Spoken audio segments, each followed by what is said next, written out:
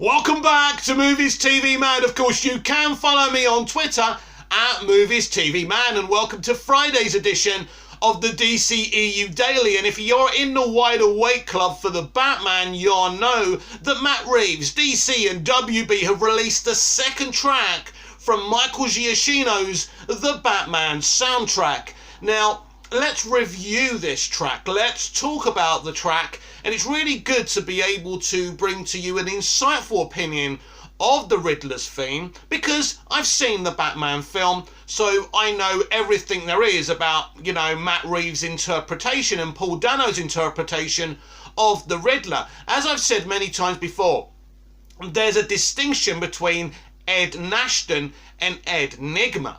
Paul is playing Ed Nashton. So this is a different version of the Riddler. So again, I'll say this for people in the back of the room scoffing those pies and not listening to common sense. That's why it's okay for Ed Nashton's The Riddler to be dressed in such different attire than we're used to the Riddler wearing in different comic book iterations and different live action adventures for the Riddler as well in Batman movies.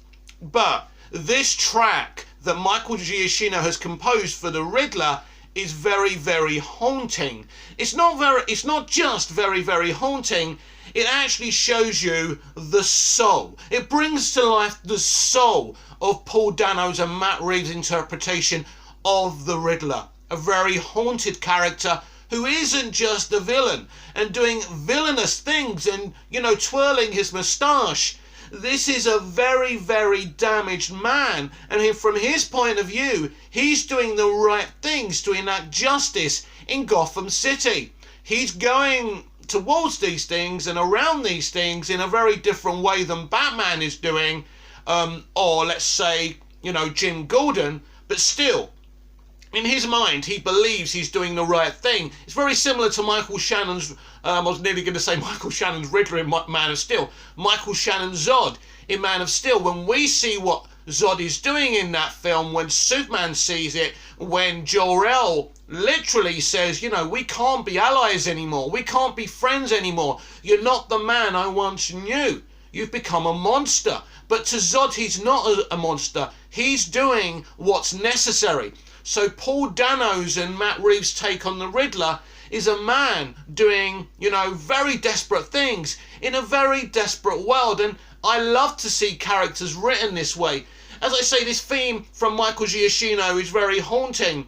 And it's an evolution in Giacchino's music, as I've always discussed before. Giacchino used to be a very one-trick pony in terms of his music.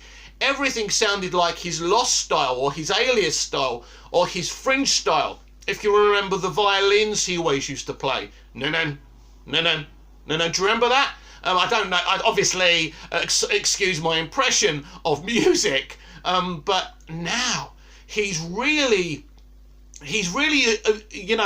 evolved as a composer.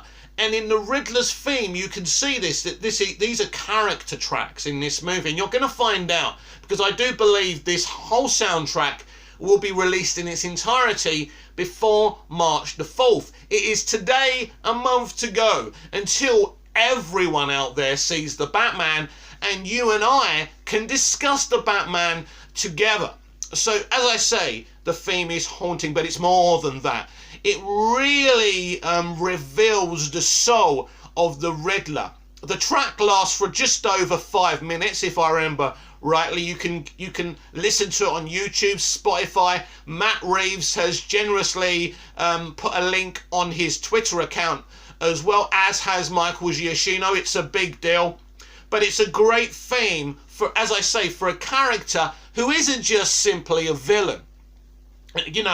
This is, if from a certain point of view, Ed Nashton, this version of the Riddler, can actually be seen as a hero. And until you see the movie, you won't know what I'm talking about. But once you see, how they've depicted Ed Nashton's The Riddler in this film, you will understand what I'm saying, because every character has their own suffering. And you get to know these characters. It's the same as Oz, aka Oswald Cobblepot, the Penguin. All of these characters have got their tragedies, have got, their points of view. And it's like real life. We all have our points of view. You go on Twitter and someone says something, you want to cancel them, but we never think about why people say what they say on social media. It's like real life. You might not like someone, but we never spend the time to think about why these people come from these positions, from these mind thinks, And I think that's always very interesting in life. And within a film, within a play, within a television drama, or even a sitcom, you can think, a writer and a director can give you that character's point of view. And this theme for the Riddler does that in such an epic way. It's beautiful. It's beautiful music. But even if you haven't seen the film at this point, and most of you haven't, you can actually, by listening to this track, understand what kind of character this is going to be. And, nobody is just a villain. Nobody is just a hero. Superman isn't merely a hero.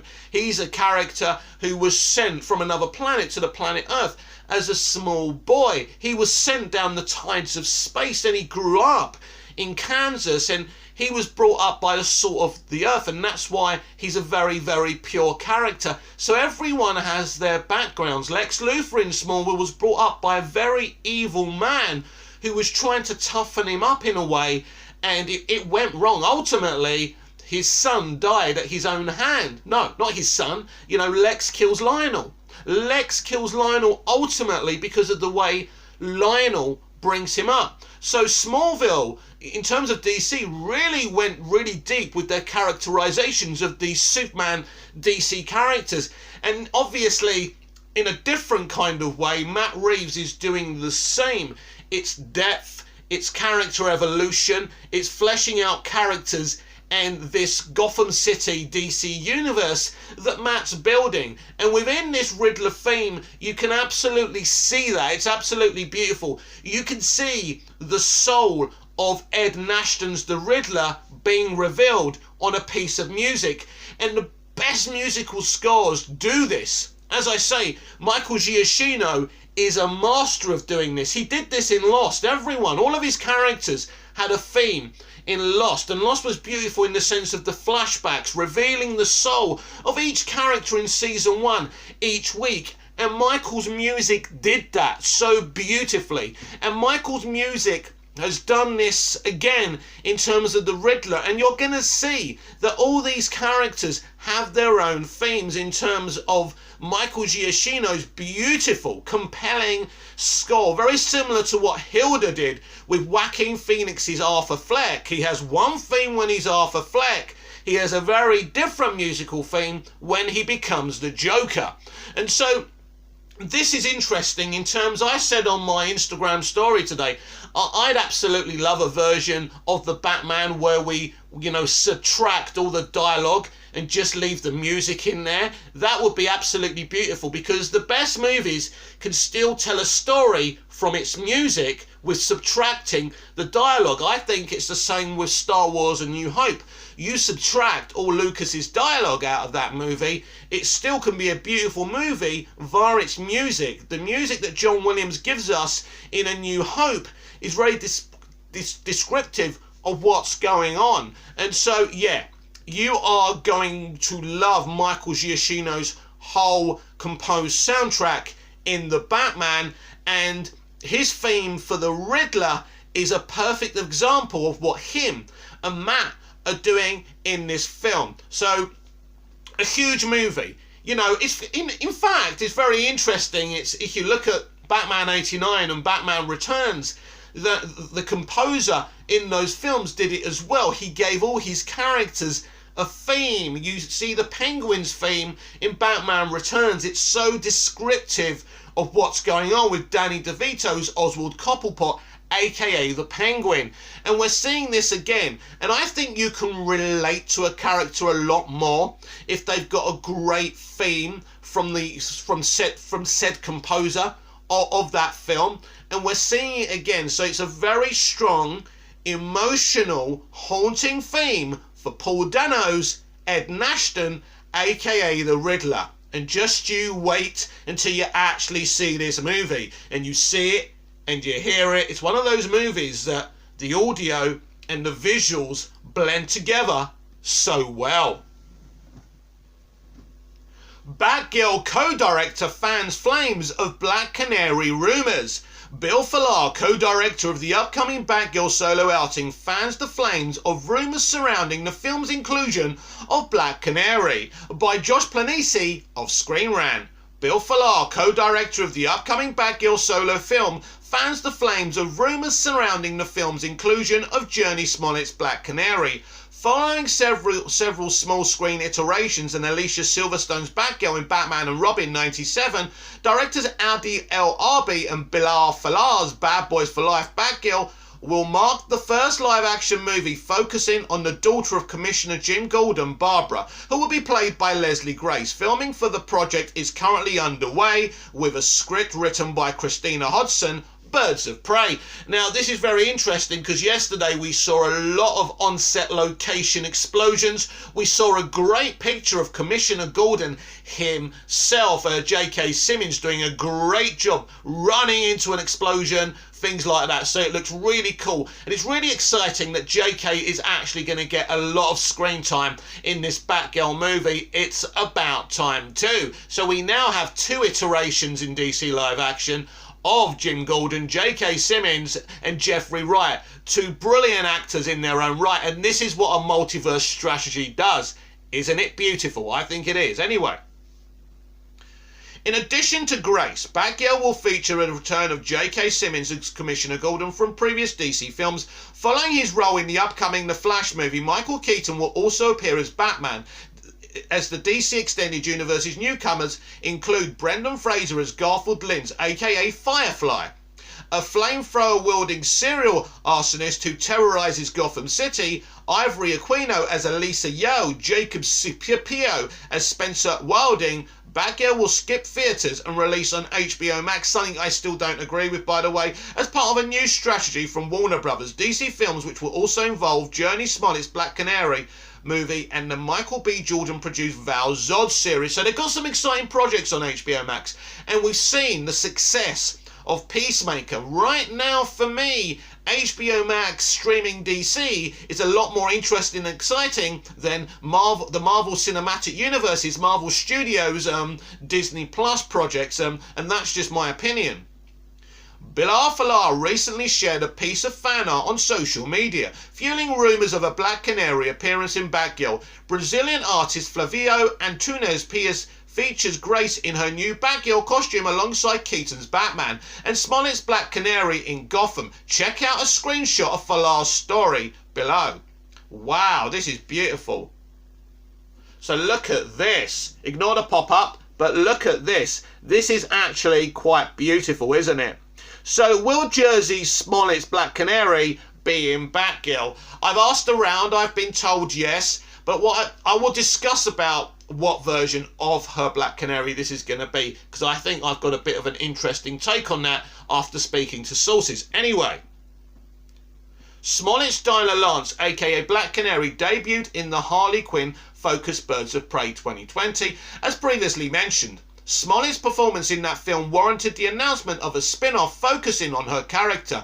Black Canary is currently in development with a script by Misha Green, Underground Lovecraft Country, so obviously Misha is a very talented creative. Given Batgirl is written by the same scribe as Birds of Prey, rumours persist that Black Canary will appear in the latter and set up her solo outing, which would be very exciting. In the comics, Batgirl has a long-standing friendship with Black Canary. A precedent has been set and WBDC will surely look to meet it. While fans have speculated that everyone from Vicky Vale and the Court of Owls to Lex Luthor and Robin will be in Batgirl, rumours surrounding Black Canary are the most likely, which is probably why Falar didn't have a problem sharing the above fan art. Of course, the director could also just be playing into hype. We'll see when Batgirl drops exclusively on HBO Max sometime in 2022. I'm predicting around December. So I think this is an after Flashpoint project. Now, let's talk about Jurnee Smollett's Dinah Lance, aka Black Canary. I do not believe this is the same version as the one in Birds of Prey in the Fantabulous Emancipation of one Harley Quinn. I believe that the Black Canary film is one of the films that will disappear from the DCEU, one of the missing pieces. Our heroes within the central Justice League universe will be trying to figure out where it's gone, where have these people, why have they vanished. A lot of things like that are going to happen after Flash. So I believe this is actually a brand new version of the character, and Flashpoint can do that. Why would they do that? Because maybe there's elements of that film they don't want to use in, you know, the after Flashpoint DC Extended Universe, you know, Justice League Central Universe kind of story. So what they may do here is start again with this character using the same actress. Personally, I'm fine if they just use the version from Birds of Prey. Birds of Prey is one of my favourite DC films ever, but she did very well. Black Canary's a great character, and Journey's a brilliant actress. So whether it's the version of Birds of Prey or it's not the version of Birds of Prey, I couldn't give a shit. I'm excited that she's going to get her own HBO Max movie or series or whatever they're planning. And Misha Green is a very talented creative, and it's very exciting. But there are a lot of things that are going to be fed in to the Batgirl movie. It's a very important movie, and that's why I'm very surprised it's going straight to HBO Max and it's not going to have a cinematic run. I think it's pretty clear now, especially after what Ezra Miller posted on his story, that the DC Extended Universe from Flashpoint onwards will be a very, very, you know, it will have, you know, a shared universe feel to it. And yes, Zack Snyder did try to build a shared universe with his Man of Steel BVS universe. It was all connected. We can see that from his Justice League movie. But the point being, it wasn't something that related to the audience it needed to relate to. So I think it's pretty clear that there's going to be a central shared universe with a lot of cameos, you know, a lot of mentions of other characters that may not show up on those projects and content, a bit like what James Gunn has done with the very successful and popular Peacemaker. So it's going to be shared, but this will not get in the way of them doing other things in Elseworlds or allowing people like Matt Reeves to have their own universe and do their own things. It's going to be, if you like a shared universe, come to the central universe of the DCEU. It's all going to be shared. It's all going to be connected. And I mean, we can sit here and try to guess what's going to be deleted and what's not going to be deleted. I think it's pretty clear that Wonder Woman 2017, Aquaman 2018, Shazam 2019 are not going to be deleted, and are going to be kind of the main thing going forward, and the Flash movie that are going to be very important in this connective universe, because they were very popular and successful movies. What we don't know is what else is being deleted and what else is being kept. It could be that everything apart from the films I've just underlined may be deleted, but they will self-consciously mention those characters in those movies that have been deleted, and people in that universe will be putting the puzzle together and try and find out why certain iterations of these DC characters have vanished, which I have said before is excuse me, just getting over COVID. Did my first test today and I'm negative, but I've still got a really bad cough and I apologise about that. So, I definitely think Shazam, Aquaman and Wonder Woman 2017 are going to be part of the DCEU moving forward. That's probably why we're getting Wonder Woman in Shazam 2, Fury of the Gods. Now, what else is going to be canon afterwards, I don't know. But what's very clear from what Ezra Miller posted on his Instagram story yesterday, that this isn't it for Batman, this isn't it for Superman, and we don't know everything. People have told me certain things that are going on. I don't know if that's true or false, but what I can say to you is, from what Miller has told us now, or scoffed at, or hinted at, we don't know anything. And to believe anything that anyone says It's just not viable. They are not going to take liberties because they want you to embrace the new DCEU. And finally today, I want to play you a take from someone who speaks about movies and comic book movies on TikTok. I think this is a terrible take, and I'm going to tell you why afterwards. This video is going to be short. Rumor is that a Joker sequel starring Joaquin Phoenix is actually going to start filming next year. And I'm going to be real with y'all. How about we not do that? When it comes to these superhero movies, I really miss one-off storytellings. I miss watching a movie and not having to worry about what it connects to. To me, Joker was a perfect example of a one-off story. This is a perfect example of Hollywood just not knowing when to stop. And now I'm just expecting everything to get a sequel now. Let's talk about the Joker sequel that's in the works, and don't worry. So basically, this is Goofy Straw Hat from TikTok. He's done very well for himself. I respect his success. I don't respect his take. This is someone who constantly gets hyped over the MCU, telling us how great it is, how much better it is than the DCEU. Then he has the barefaced cheek to say, oh my God, they're making a Joker sequel. How dare they? Why isn't one enough? I'm fed up of one not being enough. But you're standing the MCU. If I went onto TikTok and said, after Iron Man, there shouldn't have been any more Marvel Cinematic Universe movies, I would have been fueled with hate on the platform, wouldn't I? What's the difference? And there's another thing that I don't like about this. It's feeding off rumours. It's feeding off something that simply isn't true. Because as I've explained on this very channel, on the DCEU Daily a few editions ago, that there is not going to be a direct Joker sequel. There's going to be the next villain movie. That's most probably going to be Harley Quinn, which will beautifully feed into more Joaquin Phoenix, Arthur Fleck, Joker storytelling.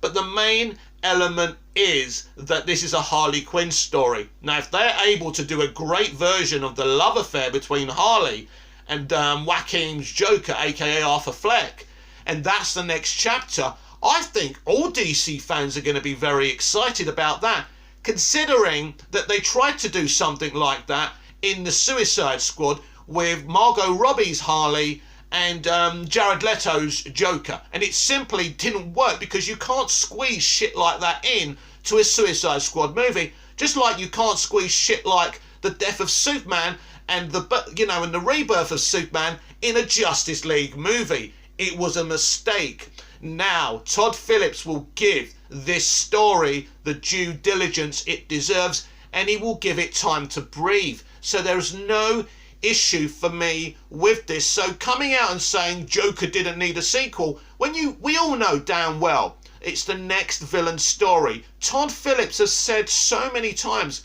he had a plan for a DC villain universe, right? And he's making the next movie. That's it. It's not a direct sequel. But people won't stop. You can't be complaining about the Joker continuing, that a villain universe continuing. I think is an exciting thing. And then stand the MCU and say it's perfectly fine. At least DC are trying to have these different Earths and different universes and do something really, really ambitious. So that's my take on that. I'd love your take on everything I've discussed on today's DCEU Daily. This has been the DCEU Daily. I'm Mick, your host with the most. Just ask your girlfriends and your wives. Like, share, comment, subscribe, hit the notification bell so you never miss this perfection. And I'll see you again tomorrow with even more DCEU Daily. Until then, goodbye, au revoir, auf Wiedersehen. See you again tomorrow. Bye-bye.